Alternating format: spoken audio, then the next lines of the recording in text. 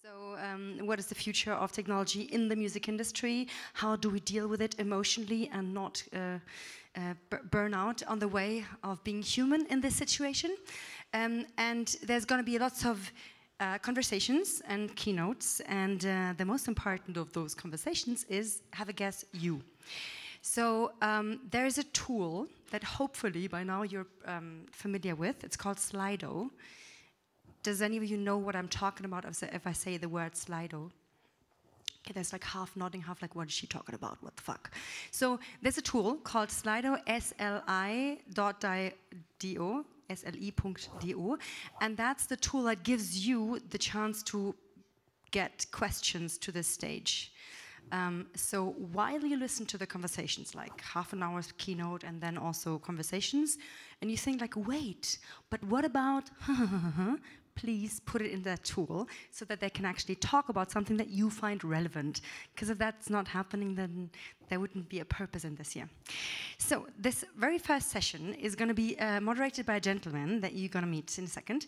So he used to be at Warner Music, and he is at Louis Silkin. Basically, what this means, he's consulting corporates and brands and investors on those topics of how do we deal with disruptive business models in that industry? What about AI, artificial intelligence, and even blockchain? So those questions he knows about. This is why he's here, and I'd beg you to give a big welcome to Cliff Fluid.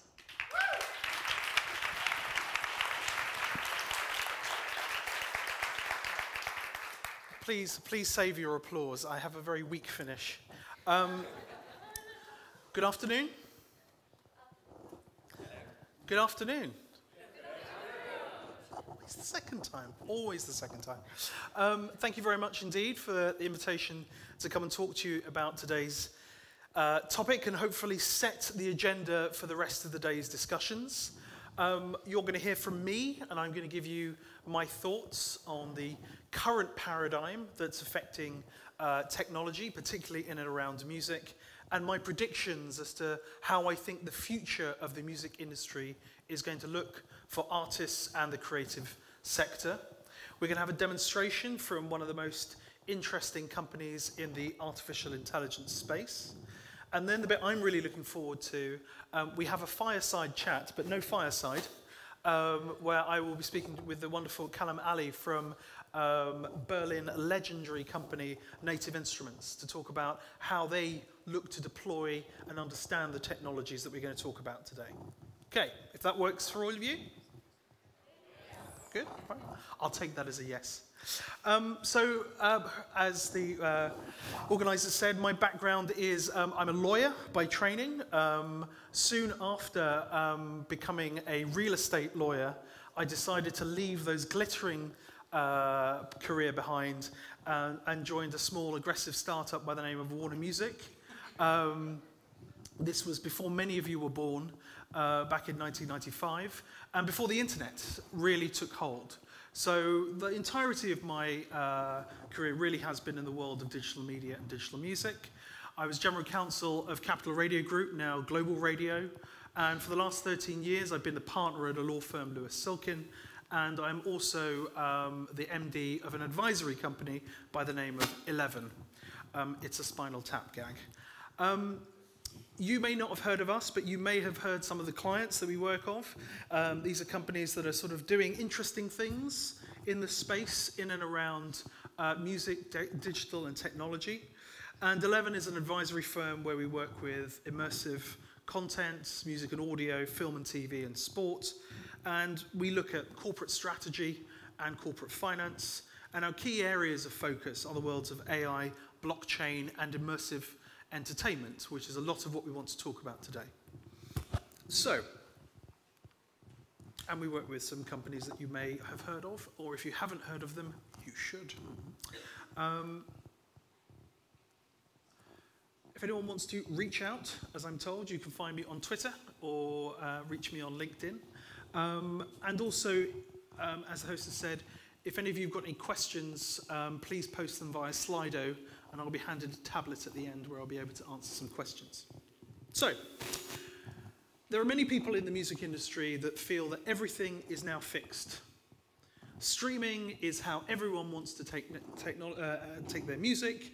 We've fixed the problems of the post-CD world and downloads, and everyone at the major label is very, very happy. So everything's going to stay as it is, right?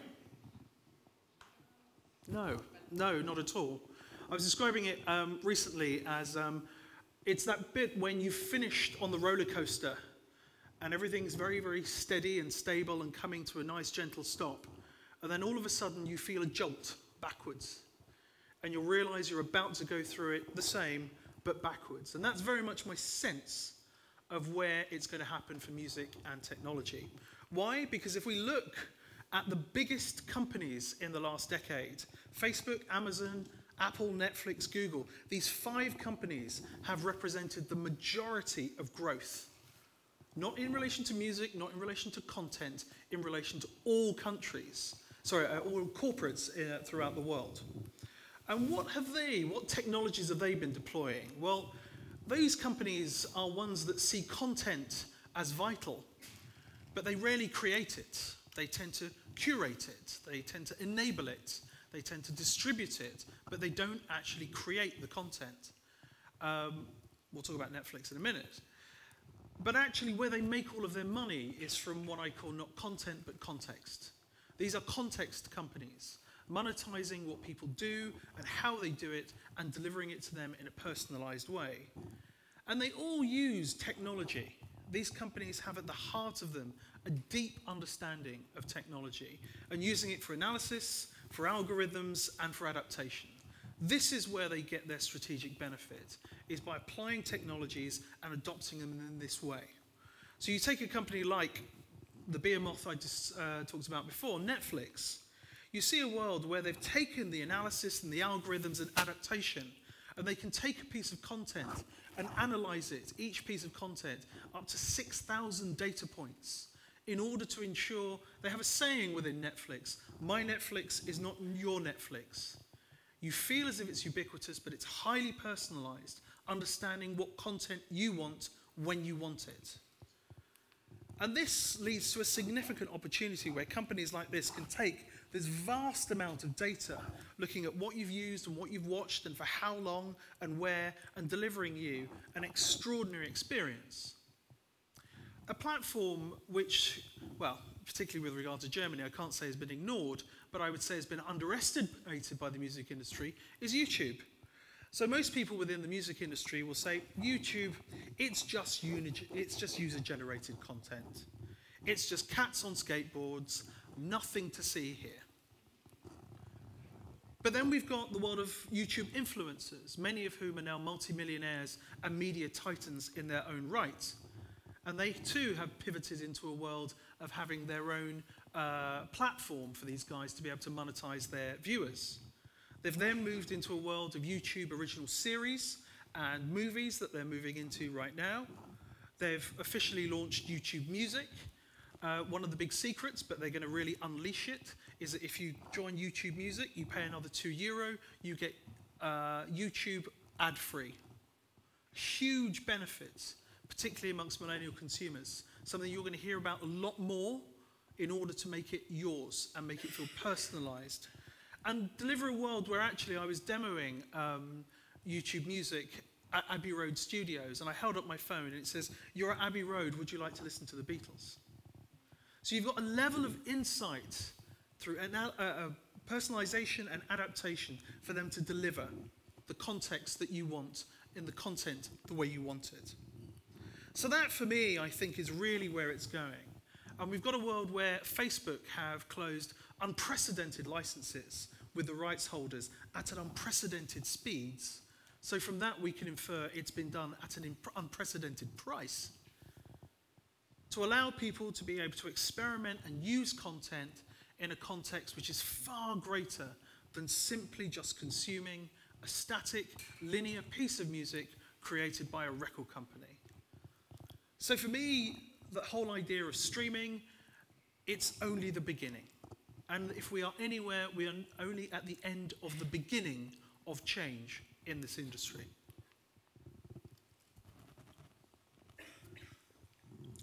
So I've been asked to set off today's discussions and thoughts with some key themes as to where I think it's all going to go, and very much taking a cue from where those huge companies have gone.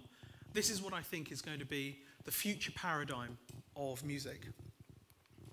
My predictions are, I think music is going to be decentralized, I think music is going to be democratized, and I think it's going to be dynamic. These, I think, are the watchwords for music for the next 5 years. I think anyone in the futurology world that sees beyond that is either insane or a liar, possibly both.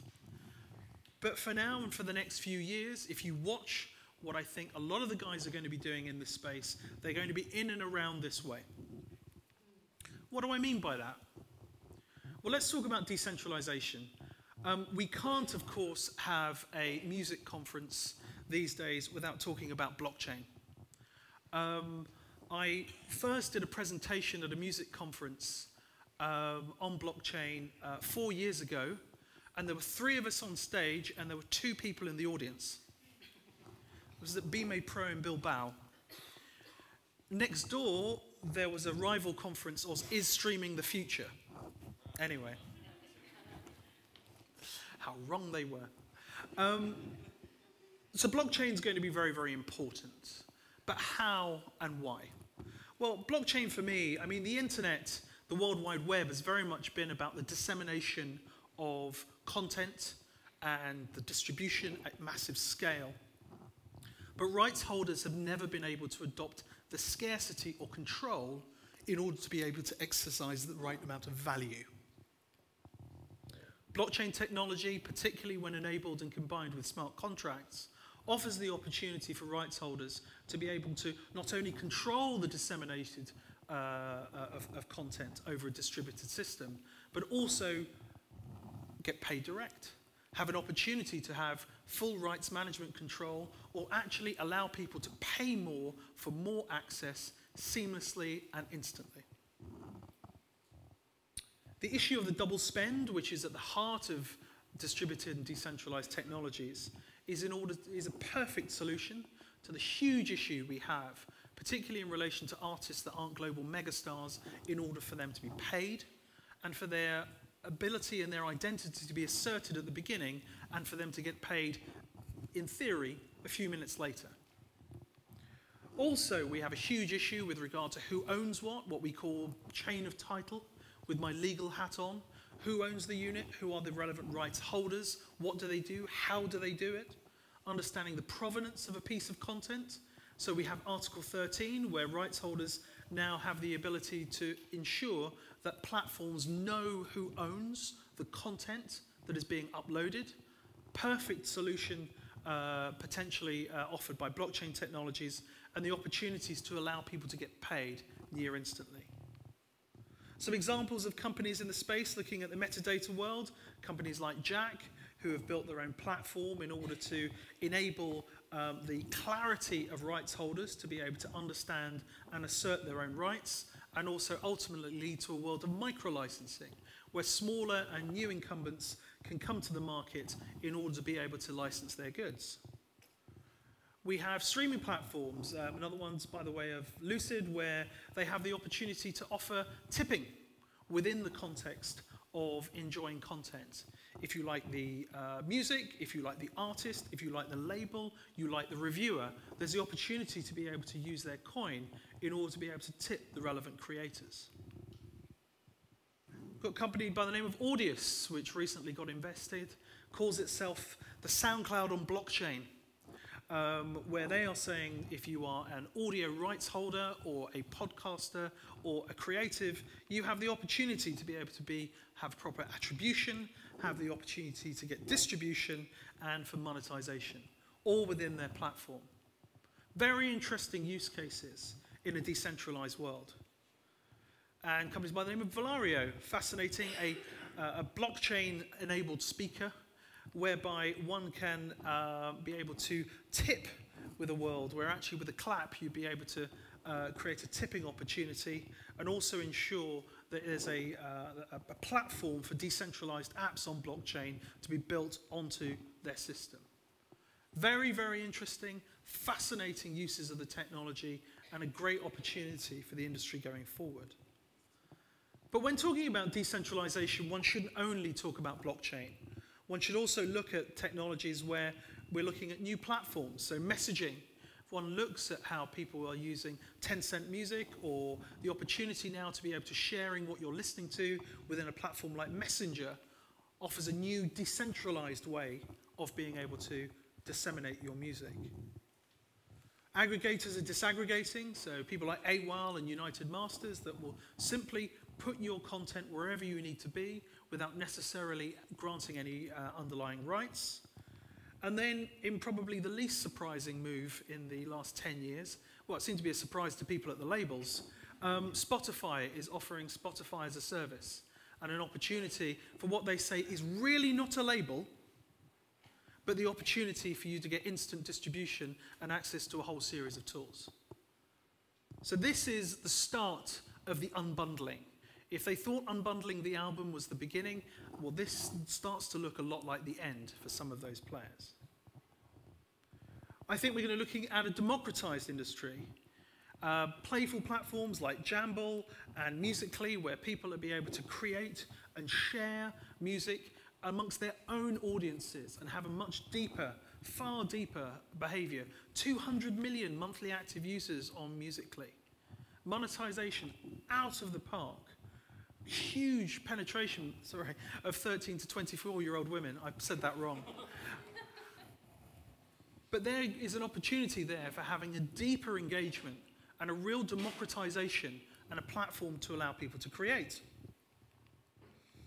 We've got AI working with digital creation, so companies like Jam here in Berlin or Humtap, we're using artificial intelligence, people who have got all of the musical genius of my good self being able to have their skills and talents enhanced using AI to become music creators.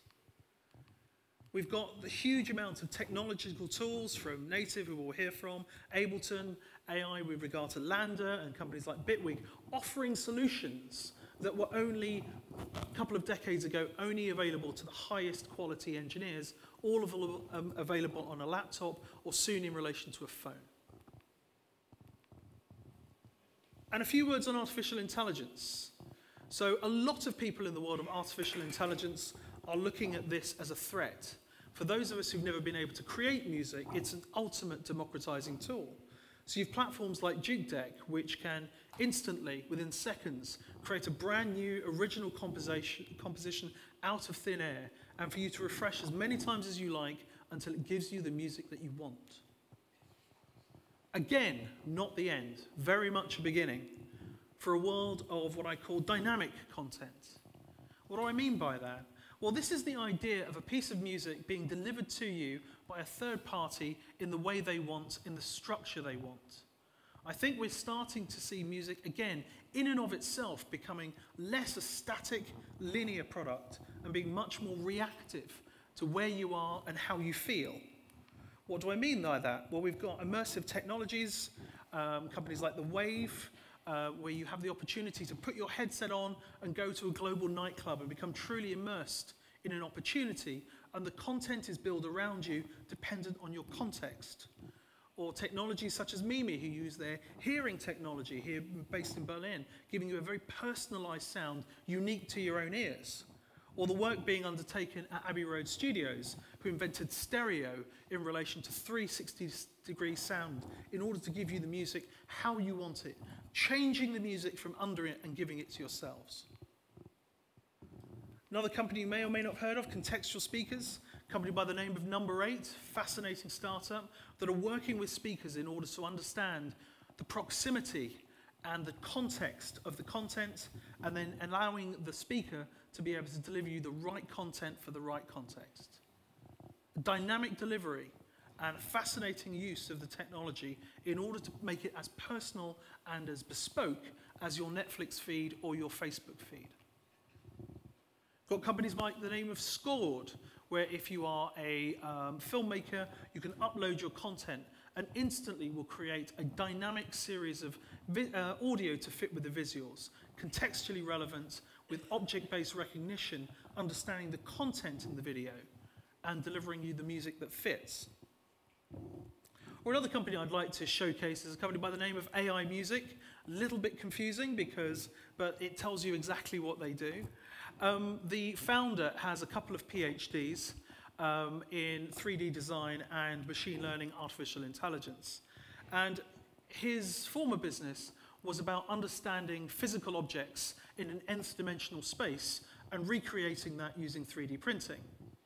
The challenge was for his new business, could he understand something as specific and personal as music and be able to carve it to fit with the context of a particular individual and simply change and shapeshift it. What do I mean by that? Well, here's an example. Hands up when you recognize this track.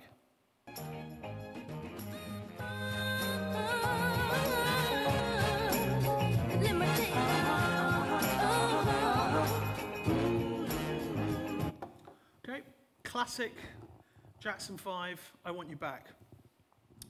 AI music's technology can, with a simple touch of a button, use artificial intelligence live to a live stream, change the music to fit and change to a context, just with the touch of a button. Can do it in 0.3 of a millisecond, but actually what it wants to do is find the best and optimal way to be able to change the music. What do I mean by that? Well, if I am, if I'm going out there and I want to have a funky version of it, I can, the touch of a button. But someone picked you from the bunch when the glance was all it took. It will use the AI engines in order to be able to shape the music. And then if I'm actually going to the gym and I want a faster version, I can hit the button and then give me a different version in order for me to chill out.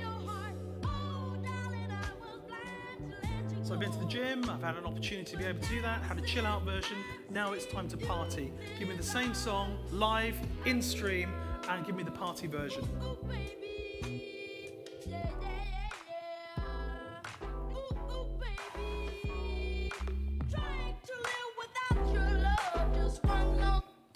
It's not a trick, I have it on my phone. You can take the content and dynamically remix it to other contexts instantly with a swipe in order to make it personalized.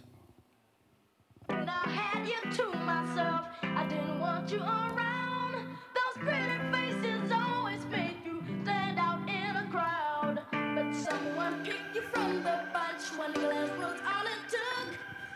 Now it's much too late for me to take a second look. Oh, baby, give me one more chance. Won't you please let me back in your heart? Oh, darling, I was blind to let you go. Fun, right? Well, from a business perspective as well, has significant opportunities. So the opportunity to be able to understand the music before and afterwards could make an ad far more elegant in a stream of content, particularly in an ad-supported service. So we'll start with the Maroon 5 track. The platform's got to make some bucks. From the first SMS to the newest tech, Vodafone now connects it all faster than ever, and fresh shit to death on the most reliable network ever, all working together, mobile, fixed and broadband for you all. Whatever tomorrow holds, Vodafone, power to you in your palm. I'm on to you, yeah, you. So we have a world where we can actually take a static, linear piece of music and have that personalized. I can actually see some minds being blown in the room. Could almost hear them. But it's an entirely new paradigm of applying these technologies to be able to your music, to be able to create content instantly. So I want to give you another example of that. I'd like to introduce you to Dermot Maloney, who is the CEO of Rota Music Videos, who's going to give you a demonstration of his technology. So Dermot, do you want to introduce yourself while I close this down? Sure. Hello, hello, can you hear me? My name is Dermot Maloney. I am founder and CEO of Rota Videos. Let me just set things up here. Oh. I'll do that. I'll open it up.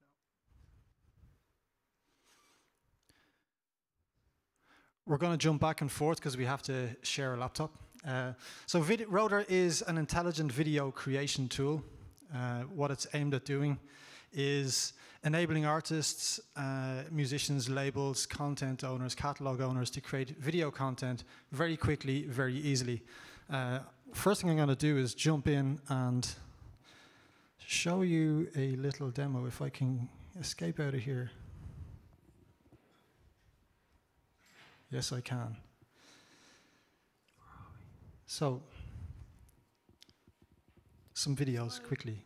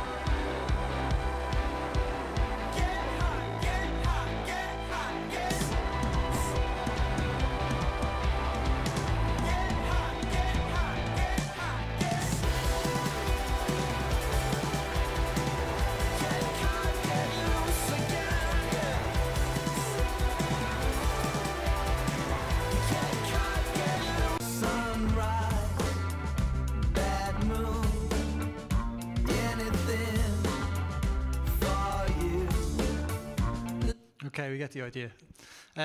Some pretty decent music videos. In each case, those videos were created in about 10, 12 minutes. And in each case, the artist just supplied the song. So they didn't have to add any video clips. They didn't have to do anything. They just uploaded their song to Rotor, created their video, had it done in 10, 12 minutes, and it cost them $30 for a HD music video. I will show you how that's done. We're going to attempt a live demo here, depending on our connection. So this here, this is the Rotor Video's video creation interface. There's 3 steps. Anybody can use it. I actually spoke to one band who said to us, that's great, even our drummer could use that. I guess that's tells us something about how simple it is. I don't know. I don't know many drummers. So let's start by picking a track. Okay, there we go. So we upload our music. We choose some clips. Like I said, you don't have to have clips. You can upload your own clips. We've got libraries of footage that we've created. So a specific content library just for us. I might be getting the boot here, so I'll try and go quicker. We can just go adding a whole bunch of clips from our library. You know, whatever you like. You know, these guys, that guys. You know, if you want that clip there, yeah, I'll put that clip there. You can click done. Choose a video style. So we have a whole bunch of video styles, and the styles are basically an aesthetic, a look and feel, and you can filter them out based on, you know, the intensity of your music and whatever works for you. So these are all designed in-house by us or by music video directors that we work with. So we can just choose a style. Yeah, we like that one. Let's pick it, and then go and create a video. Now, while Rotor is doing that, I'm going to chat to you a bit about how it really works. So, like I said, with Rotor, you just need the audio. We've got a system that will analyze your music, find the most interesting parts of your music in the same way that a music video director would, and then allow you to choose some video clips or upload your own and choose a video style, and away you go. Then you're ready to push your stuff out onto Facebook, YouTube, wherever it might be. What we're doing around the intelligence part of it is we're trying to understand music in as much of a granular process as possible. So we want to understand, you know, what's going on in the chorus of a piece of music, what's going on in the intro. Is it intense? Is this a hip-hop track? What sort of what video clips will suit a hip-hop track at the moment? What's popular? How can we serve up something that's a bit unexpected? How can we match this clip with the chorus of your song? What effects are going to work with what part of your music? And that leads us into the Rotor language, which is a way to describe a video. So all of this that we're doing underneath, we're observing to see what connections people are making between their music, the clips, and the styles that they choose. The purpose being that we want to get to a point where you could just describe a video and Rotor can create it for you. So it's all about removing the barriers, removing the friction in the creative process. So, for example, you could create a video using a text chatbot. You say, okay, I've got a dance track, I want people on the beach, I want some fast cars, it's quite happy, quite energetic, make a video for me. Rotor will come back and say, here's your video, or here's 3 videos, pick your favorite. If you don't like any, you can tweak them, you can change them. Or you could email Rotor, or you could speak to Rotor via Alexa. And I think that's what's exciting about what's going on in the world of intelligence at the moment is there's big companies building some great processes, but what's interesting to us is how we can tailor those processes for specific tasks, how we can build models that are specific to us, which is great. I mean, we have that capability now. In the early days, we thought, how are we going to start building out machine learning processes? How are we going to scale that up? Where are we going to get the money to do that? Google is doing it, and we can just manipulate what they have, so we have some relationships with those guys. Let's just take a peek and see if our video is done. It is. Here we go. So what was that, like 5 minutes or something?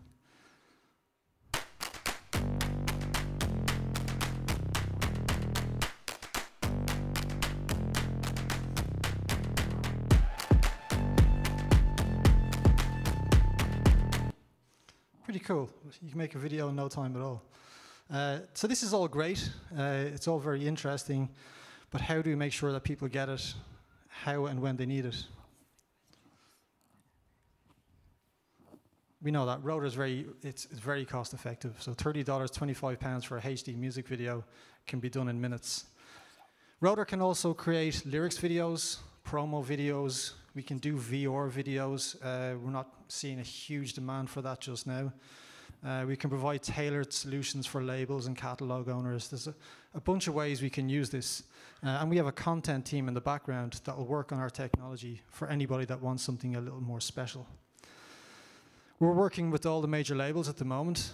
The way this works is a lot of labels have a lot of songs that don't have videos. They might want to create 100,000 videos or 200,000 videos. They just pass us the music, we push it through our system, makes the videos for them, pushes that out onto YouTube. Very cost effective, light touch, makes complete sense. Not forgetting the individual musicians, that's where we came from. I mean, the ethos behind what we're doing is how can we create something that adds value to the community. So we're plugging in via an API that we're building to all of these guys, because they've got all of the musicians already aggregated. We want to give them video creation tools where they're required. We don't need to talk about the team, or do we? Do we have time? No, we don't need to talk about the team. I'm getting the heave-ho. To just sum up very quickly, for us what's exciting about this and exciting about the world of intelligence, specifically in creative tools, is that ability to remove friction from the creative process. So creating something via voice, via text in natural language for us is quite exciting. The ability to create content regularly and quickly at high volume, cost effectively, that's very exciting. And that's about it. Oh yes, the other thing is, of course, being able to build tools that would adapt to the user. So we call Rotor an adaptive tool. So it'll adapt to each individual user, it'll adapt to a specific label, it'll adapt to a specific content owner. So I'll eventually have my version of Rotor, you'll have your version of Rotor, you'll have your version of Rotor, and it works with you. And this is the whole thing about collaborating with intelligent systems. I'll leave it there. Thank you very much. Thank you.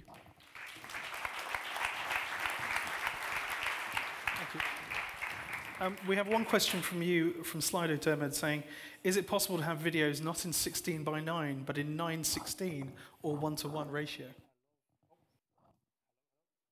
That's a properly geeky question. I'm back. I love that question. Yeah, it is. No, it's not too geeky. I mean, it makes sense. So the answer is yes. I mean, we've got a beta version that's live right now, rotorvideos.com. You can go and use this current version. Behind the scenes, there's a lot of technology going on, and we can basically create any resolution. We can create any dimension of video that you want. Again, we're going to get to the point where you say, I like this video, create me a version for YouTube, create one for Instagram, create one for Snapchat, and Rotor will just create them all for you.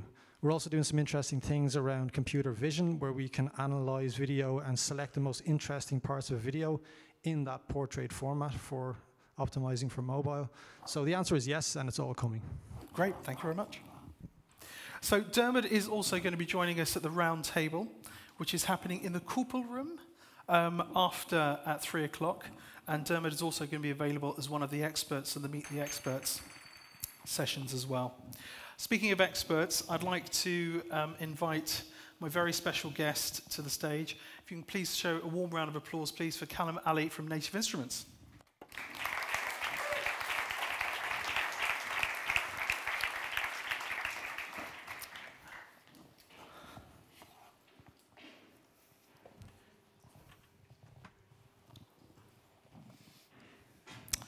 So, Callum, grab a microphone.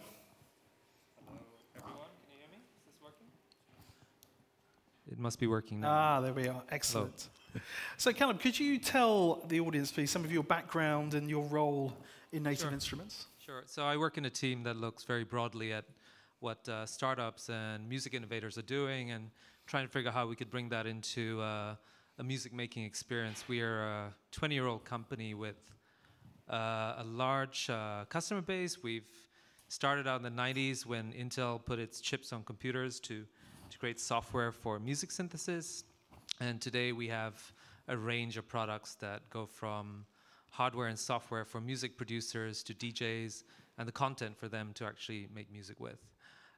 So within that sphere of a company that ships products globally and has a strong customer base, mostly music producers and some DJs too. We get a lot of innovators coming, knocking our light. Yeah, I think that's perfect. Thank you. Picking up on some of the themes and some of my wild and crazy ideas, but what's your view on AI as a democratizing tool for consumers and non-musicians out there, and also the music community and artists? Well, I think you highlighted three things there: democratization, dynamic experiences, dynamic data, and decentralization. We're very much on the democratization side of things, having built out tools that enable anyone to pick up, to go into music making on a computer. That's the DNA of the company. So this sort of stuff comes quite naturally to us to look at AI as a tool for artists, for producers, and also for DJs. The thing that I think is slightly different for us as a company with customers who use these products and are mostly professional users now, is that we have to think very carefully about how we can enhance what it is they're trying to achieve. And that's something that's not easy to solve overnight. I think there's